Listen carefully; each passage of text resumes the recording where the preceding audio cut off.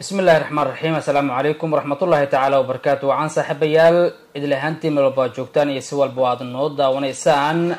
waxaad ku soo dhawaataan muuqaal kooban oo aan maanta kaga hadlayno xaaladihii ugu dambeeyay dawladda Jubbaland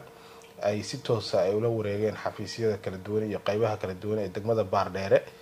ee maalmihii ugu dambeysay waxaa socday abaabul xoogan oo dawladda Jubbaland ay doonaysay inay dib u gacanta ay ugu maamulkeedii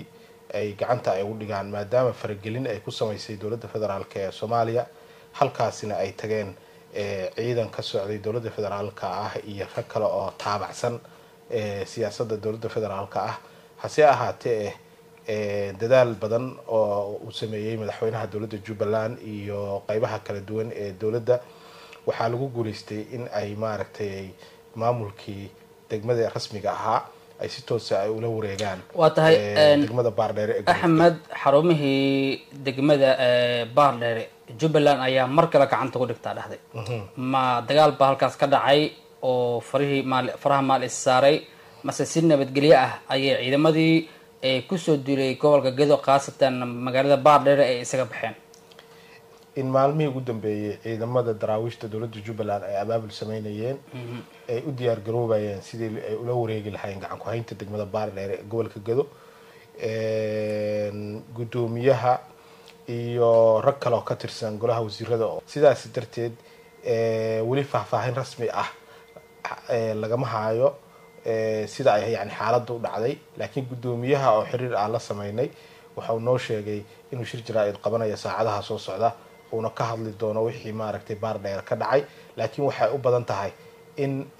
la isticmaalay oo ay xoog iyo maaragtay ay ku tageen ayna ku tagin maaragtay farsamo kale oo siyaasadeed wada hadal aysan ku tagin waan karta marka in Jubbaland ay mar kale gacanta ay u soo gasho magaaladaasi Baardheere maxay ka gargantaa runtii waa ogtahay oo mar kasta oo Jubbaland iyo iskhilaafan dawladda federaalka ee Soomaaliya waxaa imaata in mar walba gobolka Gedo oo maaragtay faragelin lagu sameeyo oo dawladda federaalka ay u marso sida uga baranay madaxdii dawladdii hore ee maaragtay Maxamed Cabdullaahi Farmaajo oo kale gobolka Gedo la wareegtay hase ahaatee Xasan Sheekh Maxamuud iyo dawladda federaalka waxay isku dayeen inay maaragtay degmooyinka gobolka Gedo ay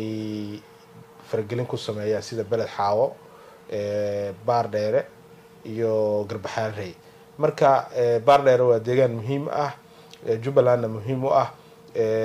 runtii waxaa la dhihi karaa inay tahay meel